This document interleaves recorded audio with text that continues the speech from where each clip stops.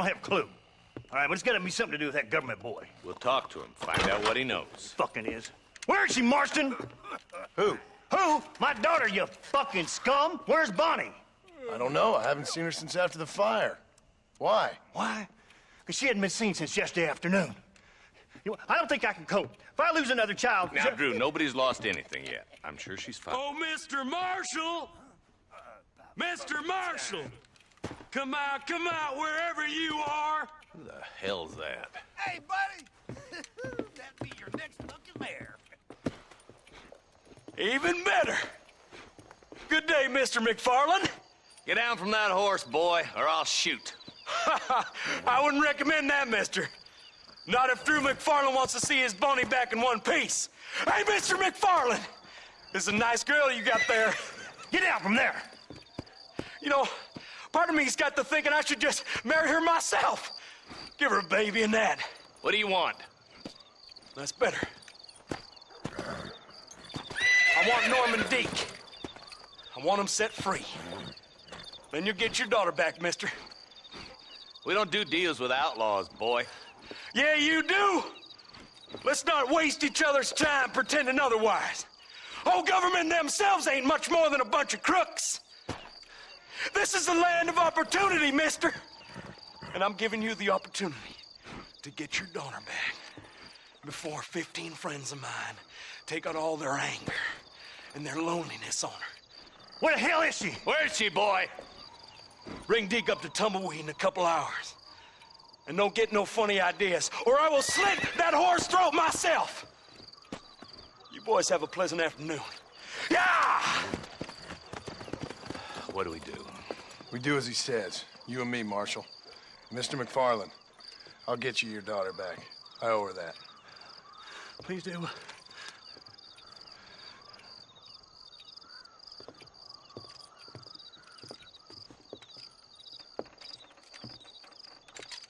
I'll teach you some respect for the law.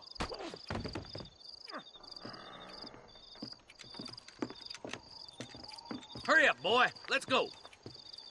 Quick as you can, Deputy. Make sure he's tied on good. Stay with me, Marston. I won't let anything happen to her, sir. Give. Right. Let's go get Miss McFarland back. See, this is what happens when the Federals interfere in our affairs. Are you happy now? No, I ain't happy at all. And I already told you, I ain't with the government. Now you say that, John, but the only thing I know for sure is who sent you. They made me come here. They gave me no choice. That's your federal government, Mr. Johnson. They come down here dressed as cocky as the King of Diamonds, talking a lot of flannel about helping us, about spreading peace and civilization to the West, but they brought nothing but trouble and taxes. I agree with you. Wolves in sheep clothing, all of them. Rob you, then make you pay to have someone investigate the crime on your behalf.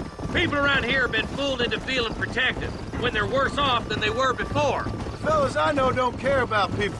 All they care about is lining their pockets. Why is this sorry son of a bitch so important to them? Norman Deke's Williamson's right-hand man. In other words, a glorified errand boy. Wait, Marshal! I'll be back for you!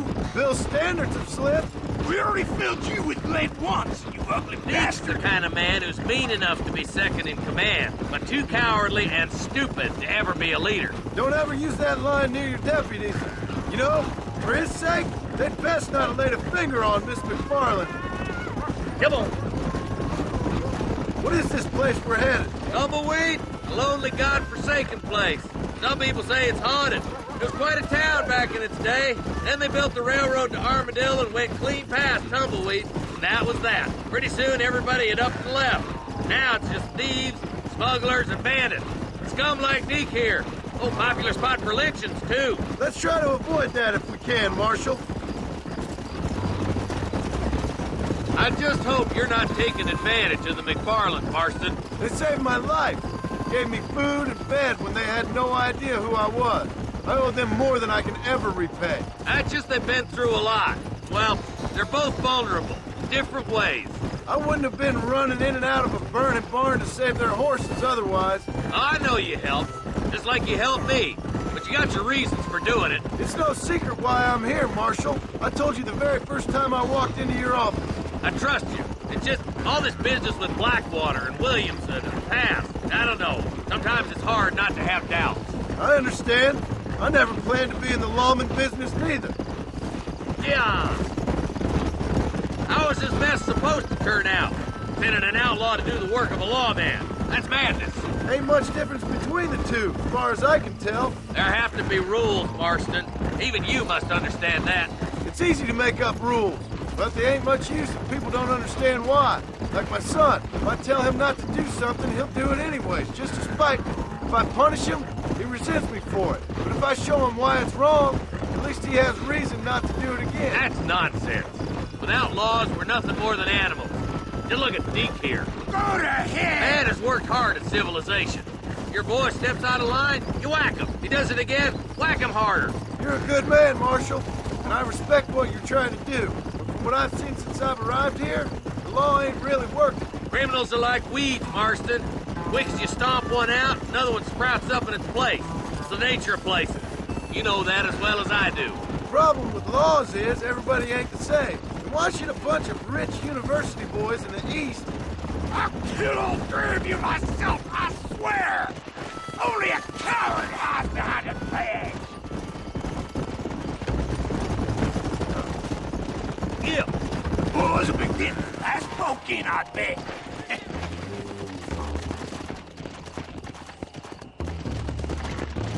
Don't worry, my boys know how to treat a lady. Come on, boys! Over the bridge!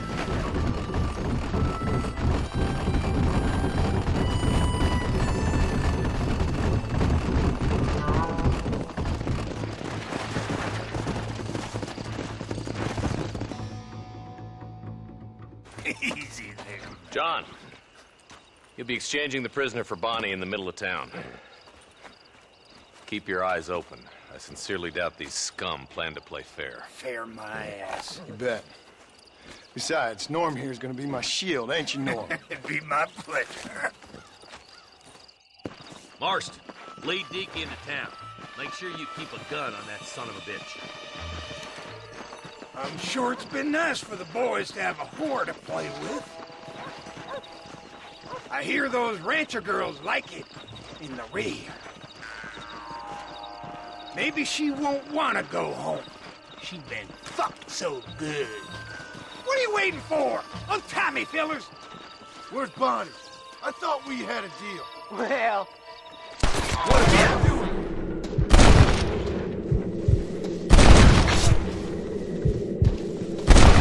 Come on, man! Somebody cover, boys! John, you gotta get the body before they kill him. Damn you. I'm gonna make you this way.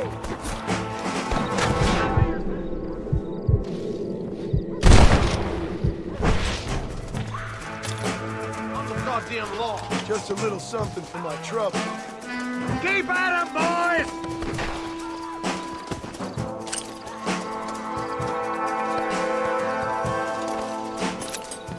There's one of them. Follow me.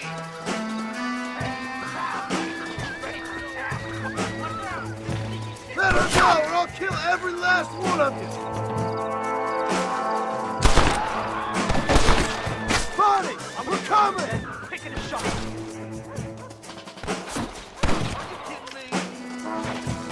Where's Bonnie, you sons of bitches?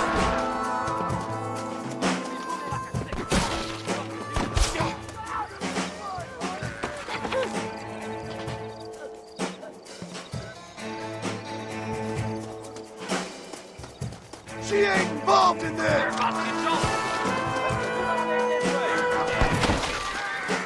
I won't let you die, Bonnie! That's better!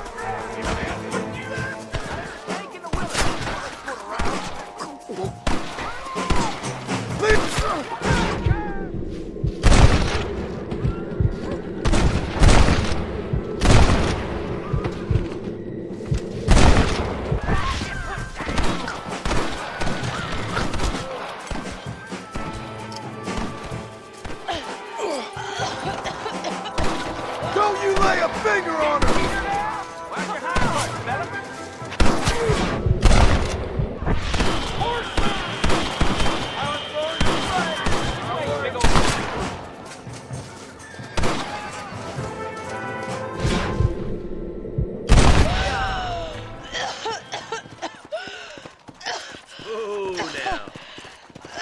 Bonnie, are you okay?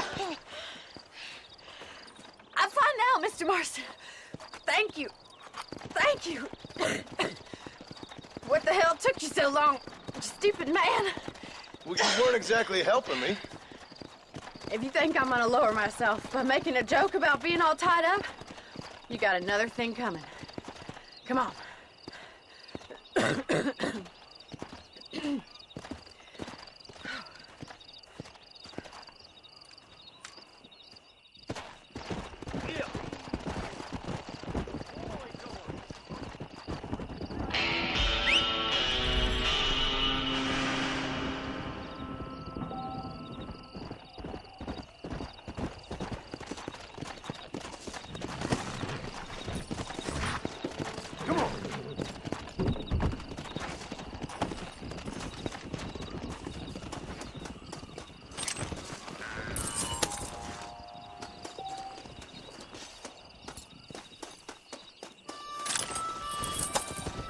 I doubt you'll be needing this.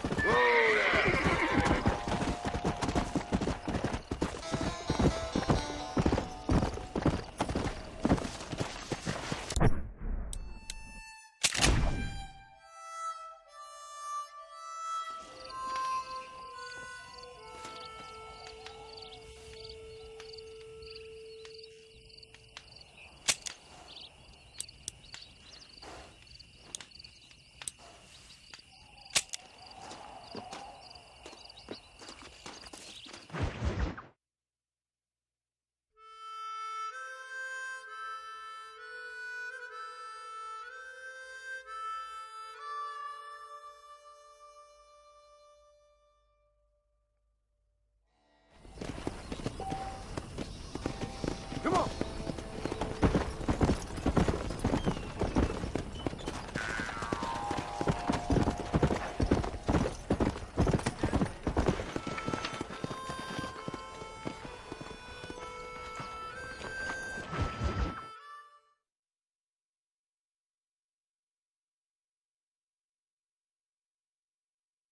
And I can tell you with no uncertainty that miracle cures are no laughing matter. I bid you good day, sir. Oh, Mr. Marston, good to see you. How have you been keeping? I'm well, Mr. Mr. West Dickens. Nigel West Dickens of East Cheap, London, New Waverly, New York, and Armadillo, New Austin. At your service. At my service. At everyone's service. At the service of science, of knowledge, of life. How are your wounds? Much, much better. But then they would be. Would be... I know a cure for all ailments, Mr. Marston. Ah, I'm sure you do. And I'm sure for just $2 an ounce, I could live forever. Oh, but for you, sir, I'd do a bulk discount rate of $1.95 an ounce, as long as you buy 100 ounces or more. That's a lot of immortality. Give it up, old man. That's Mr. West Dickens to you, boy. Give it up, old man. Listen, Marston, I'm broke, but this stuff is good. It works. I need a healthy young man like you. Come along, let's ride over to my newest customer at Ridgewood, and I'll explain while we go. Okay. To Ridgewood Farm, the sick and needy await us. Oh, the life of a wandering saver of souls.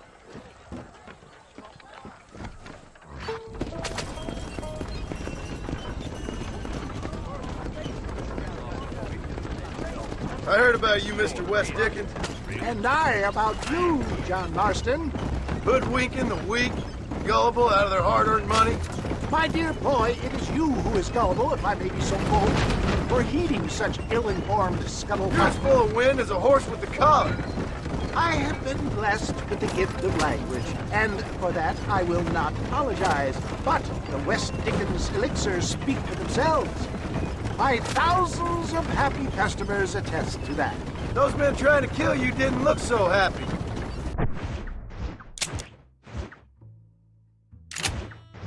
If my tonic is such a sham, how do you explain the fine battle in which you find me? For the love of God, try to stay on the road! Last time you saw me, I was knocking at death's door. You should thank the doctor for that. I reckon you were acting it up worse than it was. That I can, John. A more convincing Othello there has never been. And so should you, a fair Iago or Cassio, maybe. Stay on the road! You're going to destroy the merchandise! I don't like the sound of this. Get back on the road! We'll have nothing left by the time we get to Ridgewood! Showmanship, John! The flourish! The bow! For the love of God, try to stay on the road! We are operating in a competitive marketplace. Our product must stand out. And how does this involve me? We're going to use your God-given talents to our advantage. I'm really starting to regret this. I'll drop you off at the outskirts of Ridgewood. That way, it won't look like we came together. Once I'm set up, saunter nonchalantly into the crowd that is sure to be forming. Eventually, I will call you up to try my tonic. After extolling the virtues, I will have you perform a few feats of wonder to amaze and impress the paying public. Such as? Oh, nothing out of the ordinary for a man in your line of work, I assure you. So it is all a sham. You hop out here, John. Follow me in on foot.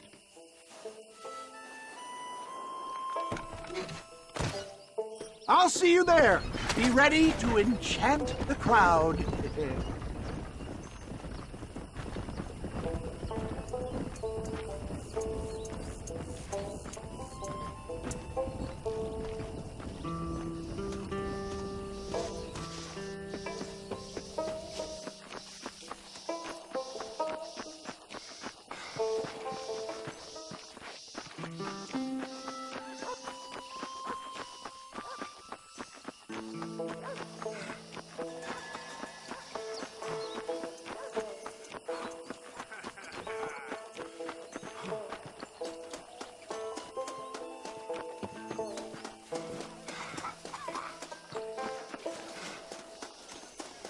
I see. Friends, hard-working souls of Cholla Springs, gather round, gather round.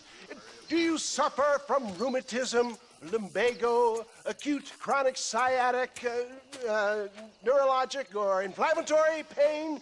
Well, I represent the only company that makes the genuine article that cures headaches, neuralgia, earache, toothaches, backache, swelling, sprains, sore chests, swelling of the throats, contracted cords and muscles, anxieties and ravaged nerves, stiff joints, wrenches, dislocations, cuts and bruises, and It adds vitality and vigor to the healthy man.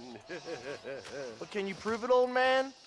Oh, I'm sure there's some customer here who could prove the qualities of it by taking a drink right now. You, sir, come up here. Step right up. That's the spirit. Ladies and gentlemen, pay close attention. This poor, wretched volunteer, entirely unknown to me, will demonstrate the effects of Dr. West Dickens' own patent tonic. Be you a cowpoke or athlete, this miraculous elixir developed with the wisdom of the East keeps the muscles supple and relaxes the cords. It loosens the joints and gives a feeling of youth and vigor to the whole system. Not possible, I hear you say. Well, doubt no longer. Faith can move mountains, but I ask not for faith. I am a man of science, and today science will be vindicated. Your eyesight is greatly improved. Is that not so, friend? If you say so. That's right, it is. You heard him. What a good sport you are, sir. Now, gaze over yonder at that porch. If you squint, you may just be able to make out the skull that's hanging there. Go ahead, friend. Shoot that skull and demonstrate the miraculous eyesight you now possess.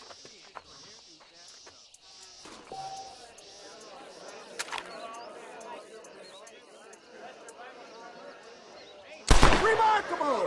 The eyesight of an eagle, granted by imbibing Dr. West Dickens' own patent tonic. Anybody can make that shot. This man is a fraud. If your eye's so damn sharp, why don't you try shooting my hat out of the air? My friends, our test case has been challenged to shoot a gentleman's hat out of the sky above our heads. You can fool these people, but you ain't fooling me. Right. Let's just see how sharp you is with a moving target. Steady yourself, stranger.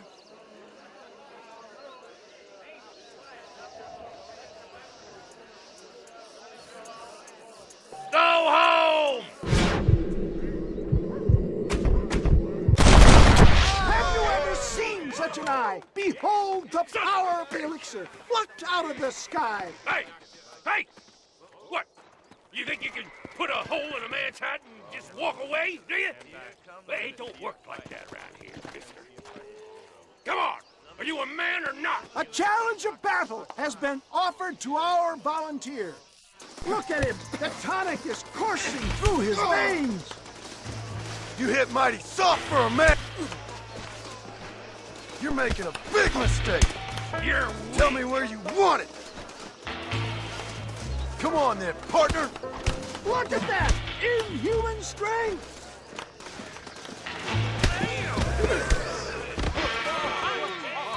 There it is! Skeptics and dissenters, irrefutable proof! Do not let this opportunity pass you by! Look, he's over there. Go get him. This ends now. Watch out! He's got a gun! Who the hell do you think you are? You ain't leaving here alive.